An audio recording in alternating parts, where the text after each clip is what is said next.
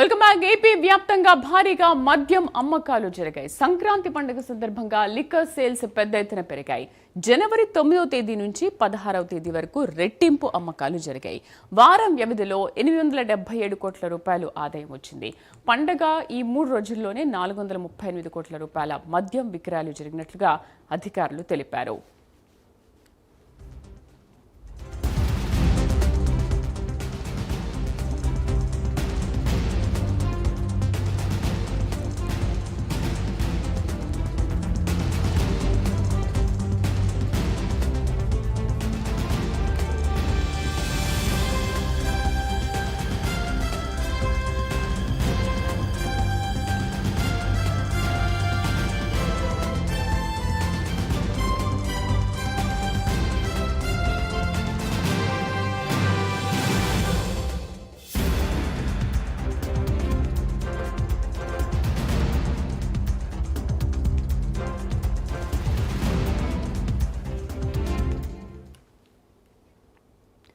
AP వ్యాప్తంగా భారీగా మద్యం అమ్మకాలు జరిగాయి. సంక్రాంతి పండుగ సందర్భంగా లిక్కర్ సేల్స్ పెద్ద ఎత్తున పెరిగిపోయాయి.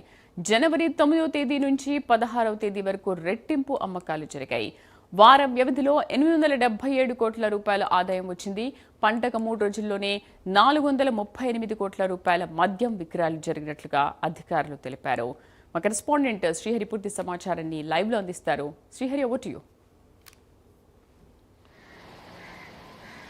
రైట్ శ్రీదేవి, ఏదైతే సంక్రాంతి పండుగ నేపథ్యంలో రాష్ట్ర వ్యాప్తంగా కూడా పెద్ద ఎత్తున తెలుగువారి పండుగ ఏదైతే ఉందో ఈ పండగకి ఇతర రాష్ట్రాల నుంచే కాదు ఇతర దేశాల నుంచి కూడా పెద్ద ఎత్తున అయితే ప్రజలు తరలి వచ్చారు. దాంతోపాటు మన ఏదైతే విశాఖ దగ్గర నుంచి చూసుకున్నట్లయితే గుంటూరు వరకు, అదేవిధంగా మధ్యలో ఉన్న ఉభయ గోదావరి జిల్లాల్లో పెద్ద ఎత్తున సంక్రాంతికి సంబంధించిన పండుగ ఏదైతే ఉందో ఈ పండుగకు సంబంధించి సంబరాలు అనేవి పెద్ద ఎత్తున నిర్వహిస్తారు ప్రతి ఏటా కూడా.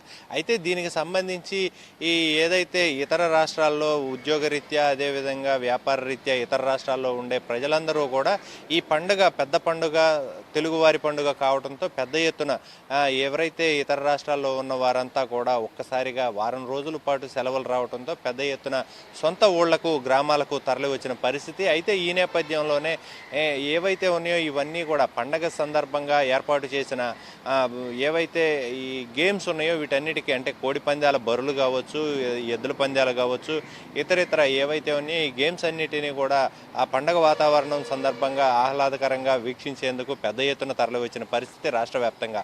అయితే ఈ నేపథ్యంలోనే రాష్ట్రంలో పెద్ద ఎత్తున కూడా భారీగా లిక్కర్ అమ్మకాలు అయితే జరిగాయి. అయితే దీంట్లో ప్రధానంగా చూసుకున్నట్లయితే ఈ ఏడాది ఏదైతే ఓవరాల్గా న్యూ ఇయర్ నుంచి కూడా చూసుకున్నట్లయితే పెద్ద ఎత్తున ఓవరాల్గా 25, 26 ఏదైతే ఉందో మొత్తం మీదుగా చూసుకున్నట్లయితే 22,983 కోట్ల రూపాయల విక్రయం మద్యం అయితే అమ్మకాలు జరిగినట్లుగా అయితే మనకి సమాచారం అందుతుంది. అయితే దీంట్లో ప్రధానంగా చూసుకున్నట్లయితే పండుగ రోజు ఈ పండుగ ఏదైతే 9వ తారీఖు నుంచి జనవరి 9 నుంచి ఏదైతే 16వ తేదీ వరకు ఏదైతే ఉందో దీంట్లో ప్రధానంగా చూసుకున్నట్లయితే వారం రోజుల వ్యవధిలో కూడా 877 కోట్ల రూపాయలు మద్యం అయితే కొనుగోలు జరిగినట్లుగా అయితే మనకు సమాచారం అందుతుంది. ఓవరాల్గా ఈ 3 రోజుల పండుగ ఏదైతే ఉందో పండుగ భోగి, కనుమ, సంక్రాంతి ఈ 3 రోజులు చూసుకున్నట్లయితే 438 కోట్ల రూపాయల మద్యం కూడా అమ్మకాలు జరిగినట్లుగా అయితే మనకి, అంటే ప్రత్యేక బరులతో పాటు ప్రత్యేకంగా ఈ సంబరాల సందర్భంగా ఏర్పాటు చేసిన ఏవైతే ఉన్నాయో ఈ వీటన్నిటి దగ్గర కూడా సంబరాల ఏర్పాట్లన్నిటి దగ్గర కూడా మద్యం అయితే పెద్ద ఎత్తున విక్రయాలు జరిగాయి. అయితే ఓవరాల్గా చూసుకున్నట్లయితే రాష్ట్ర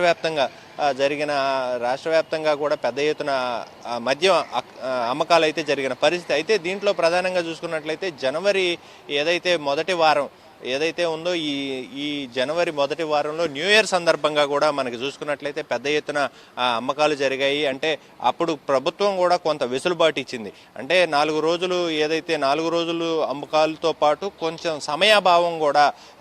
సమయాభావాన్ని కూడా కొంత సడలింపు ఇచ్చింది రాష్ట్ర ప్రభుత్వం. ఈ నేపథ్యంలోనే పెద్ద ఎత్తున న్యూ ఇయర్ సెలబ్రేషన్స్ కూడా పెద్ద ఎత్తున అమ్మకాలు జరిగాయి. దీంట్లో కూడా సుమారుగా 5,500 కోట్ల రూపాయల వరకు జరిగినట్లుగా కూడా మనకి సమాచారం అందుతుంది. అయితే దీంట్లోనే ఓవరాల్గా ఈ త్రైమాసికం ఏదైతే ఉందో ఈ ఇయర్ 25-26 త్రైమాసికం మొత్తం మీదుగా చూసుకున్నట్లయితే 22,000 కోట్ల పైచిలుకు అమ్మకాలు అయితే జరిగినట్లుగా రాష్ట్ర వ్యాప్తంగా అయితే మనకి ఎక్సైజ్ శాఖ అయితే ప్రస్తుతం ఈ వివరాలన్నింటినీ కూడా అందిస్తున్న పరిస్థితి అయితే కనబడతా ఉంది.